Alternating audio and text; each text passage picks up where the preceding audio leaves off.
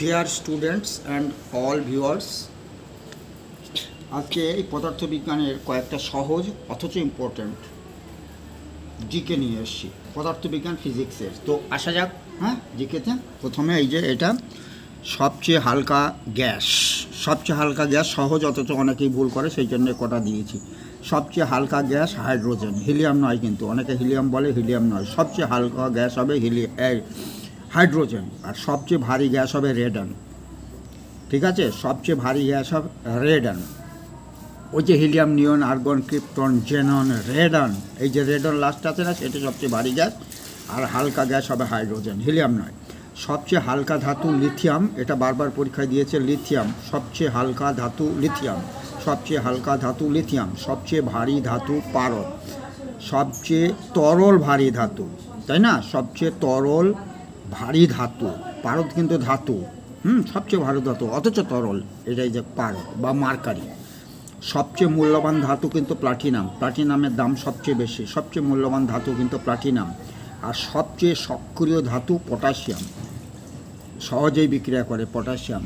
এই যে কোনো কিছু বাস্ট হয়ে যায়, হ্যাঁ, বোম বাস্ট, এর ভেতরে এই যে পটাশিয়ামটা মিশ্রিত থাকে। সবচেয়ে সক্রিয় ধাতু কী হলো তাহলে? পটাশিয়াম। যে ধাতু পানিতে ভাসে, পানিতে ভাসে আবার কোন ধাতু? সোডিয়াম। সোডিয়াম। আর তরল ধাতু কোনটি?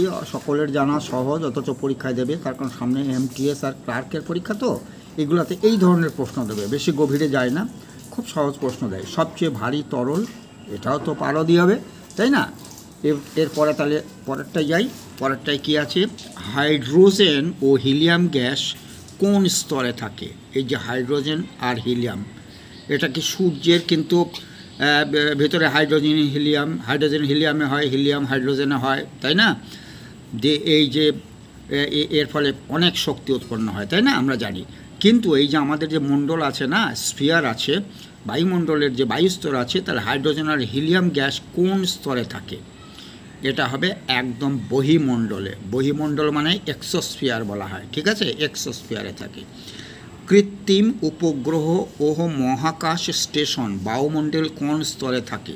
বায়ুমণ্ডলে অনেক স্তর আছে না। প্রথম স্তরটা ঘনমণ্ডল বা ট্রপোস্ফিয়ার, দ্বিতীয়টা হচ্ছে শান্তমণ্ডল বা স্ট্র্যাটোস্ফিয়ার, তারপরে মেসোস্ফিয়ার, তাই না, আয়নোস্ফিয়ার, তারপরে এক্সোস্ফিয়ার।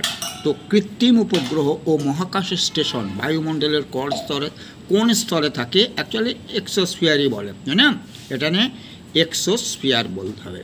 আর ঝড় বৃষ্টি বায়ুমণ্ডলে, এই যে আমাদের যেগুলো প্রত্যক্ষ মানে সবসময় দেখি, ঝড় বৃষ্টি বায়ুমণ্ডলের কোন স্তরে সংঘটিত হয়, এগুলো কিন্তু প্রথম স্তরেই ঘনমণ্ডলে হয়। এটা মানে একদম মানে পৃথিবীর যে উপরের স্তরের সংলগ্ন স্তর যে স্তরটি, মানে প্রথম স্তর আর কি, ট্রপোস্ফিয়ারে হয়। তারপর এটা কি আছে? বিমান চলাচল করে বায়ুমণ্ডলের কোন স্তরে? এই যে বিমান চলাচল করে, অতএব সেটা শান্তমণ্ডলে না হলে বিমান চলাচল করবে কি করে? তাহলে এই যে শান্তমণ্ডল, তার ইংরেজি নাম হচ্ছে স্ট্র্যাটোস্ফিয়ার। স্ট্র্যাটোস্ফিয়ার বিমান চলাচল করে বায়ুমণ্ডলের কোন স্তরে? তাহলে হবে শান্তমণ্ডলে, আর তা নাহলে স্ট্র্যাটোস্ফিয়ারে, একই কথা।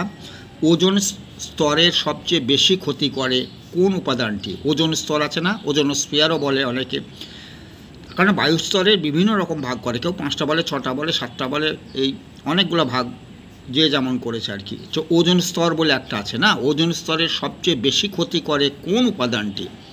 ওজোন স্তরের তো অনেকগুলো উপাদানই ক্ষতি করে, তার সবচেয়ে বেশি করে সিএফসি। সিএফসির পুরো নাম হচ্ছে ক্লোরোফ্লুরোকার্বন। ক্লোরোফ্লুরোকার্বন, এই যে লেখা আছে ক্লোরোফ্লুরোকার্বন। এই যে আমরা রেফ্রিজারেটর বিভিন্ন কিছু ব্যবহার করি না দৈনন্দিন জীবনে, হ্যাঁ, বিলাসিতা করার জন্য এইগুলো আমরা ব্যবহার করি। এর সিএফসি এটা মিশ্রিত হয় বায়ুমণ্ডলের সঙ্গে মেশে, এবং এই যে ওজোন স্তরের ক্ষতি করে, মানে কি মানব যে জগৎ আছে তার ক্ষতি হয়। তারপর হচ্ছে কি, বায়োগ্যাসের প্রধান উপাদান কিন্তু মিথেন। কিন্তু বায়োগ্যাসের যখন প্রধান উপাদান বলবে তখন হবে কী হবে? মিথেন, তাই না? মিথেন। আর এই যে এলপিজি, এটা কিন্তু বিউটেন। তা বায়োগ্যাস বলছে, তো বায়োগ্যাসের প্রধান উপাদান কোনটি? এটা হবে মিথেন। আর কোনটি গ্রিন হাউস গ্যাস নয়? গ্রিন হাউস গ্যাস নয় কোনটি? গ্রিন হাউস মানে কি? এই যে বায়ুমণ্ডলের যে ইয়েটা, পরিবেশটা গরম করে দেয় না, কার্বন ডাইঅক্সাইড তো হ্যাঁ গ্রিন হাউস গ্যাস। সিএফসি অবশ্যই, CH4, তাহলে এখানে এই অক্সিজেনটা হবে না। অক্সিজেন তো আমাদের খুব দরকার হয়, এটা কিন্তু গ্রিন হাউস গ্যাস নয়, মানে বায়ুমণ্ডলকে উত্তপ্ত করে না। নেক্সট কোশ্চেন, কোনটির তাপন মূল্য বেশি? হ্যাঁ, এখান থেকে একটা প্রশ্ন খুব ইম্পর্টেন্ট। তাপন মূল্য মানে পুড়িয়ে বেশি তাপ উৎপন্ন হয়। হ্যাঁ, এমন তাপন মূল্য কার বেশি? পেট্রোল, পেট্রোলের তো বেশি। ডিজেল, তাহলে ডিজেলের চেয়ে পেট্রোলের তাপন মূল্য বেশি হবে, তার কারণ পেট্রোলের দাম বেশি। প্রাকৃতিক গ্যাস, তার চেয়ে আবার প্রাকৃতিক গ্যাসের এটার দাম বেশি হবে। তারপর আবার কি হাইড্রোজেন, হাইড্রোজেনের তাপন মূল্য সবচেয়ে বেশি হবে, হাইড্রোজেনের তাপন মূল্য। তার কারণ আমি এখানে একটা নোট করে দিয়েছি, হাইড্রোজেন যদি হয় কত আছে, 1 2 3 4 5 6, 1,50,000 কিলো জুল পার কেজি, মানে 1 কেজি পোড়ালে এত কিলো জুল এই যে এনার্জি তৈরি হবে, তাই না? তা প্রাকৃতিক গ্যাসের 52,300, পেট্রোলের 48,000, ডিজেলের 44, আবার যদি বলে কাঠের তো আরও কম হবে, তাই না? বোঝা গেল কিনা? তা কাঠ, কেরোসিন, ডিজেল, পেট্রোল, প্রাকৃতিক গ্যাস, হাইড্রোজেনের সবচেয়ে বেশি, তাই না? এখান থেকে বোঝা গেল। এবার নেক্সট কোশ্চেন আছে, কয়লা খনির মিথেন কী নামে পরিচিত? মিথেন তো আমরা জানি, তাই না? বায়োগ্যাস মানে মিথেন, গোবর গ্যাস মানে মিথেন। তো এই কয়লা খনির মিথেন মানে কয়লার খনি আছে যেখানে আমাদের তো রানীগঞ্জে আছে না, পশ্চিমবঙ্গের কোথায় আছে? রানীগঞ্জে আছে। সেখানে এই যে মিথেন গ্যাসটা তৈরি হয়, সেই মিথেন, কয়লা খনির যে মিথেন তৈরি হবে সেটার নাম হচ্ছে CBM। কয়লা খনির যে মিথেন সেটা কী নামে পরিচিত? সেটা হবে CBM, মানে কোল বেড মিথেন। কোল বেড মিথেন, এই যে লেখা আছে কোল বেড মিথেন, এটার পুরো নামও দিতে পারে। ইন্ডাস্ট্রির ক্ষেত্রে ব্যবহৃত CBM-এর ফুল নেম কী, তাই না? এখানে বলে দেবে, কিন্তু CBM-এর অনেক ফুল নেম আছে। তো এখানে ইন্ডাস্ট্রি সংক্রান্ত যখন বলবে তখন লিখতে হবে কোল বেড মিথেন। তারপরের কোশ্চেনটা কী আছে, পশ্চিমবঙ্গের কোথায় CBM আহরণ করা হয়? মানে CBM মানে এই যে কোল বেড মিথেন, এটা সংগ্রহ করা হয়। এটা অবশ্যই রানীগঞ্জে, একটু আগেই বললাম পশ্চিমবঙ্গের রানীগঞ্জে আছে এটা, তাই না? আর ওজোন গ্যাসের সংকেত কী? এটা যারা বিজ্ঞানের ছাত্র তাদের কাছে অতি সহজ। এটা আবার প্রশ্ন হলো নাকি না, অনেকে বিভিন্ন রকম ছাত্র আছে তো তাদের আবার এটাও কঠিন লেগে যায়। এটা মানে অক্সিজেন, এটা O2, এটা O3, তাহলে ওজনের হবে কিন্তু O3। সকলেরই জানা, খুবই সহজ, অথচ পরীক্ষায় দেয় সামনে MTS ক্লার্ক পরীক্ষায় এই ধরনের প্রশ্নই থাকবে, খুব গভীরে যাবে না। তাকে উদ্দেশ্য করেই, MTS ক্লার্ককে উদ্দেশ্য করেই আমার এই ভিডিওগুলো তৈরি করা। যদি ভালো লাগে সাবস্ক্রাইব করবে, এই ধরনের ভিডিও আমি আপলোড দিতেই থাকবো।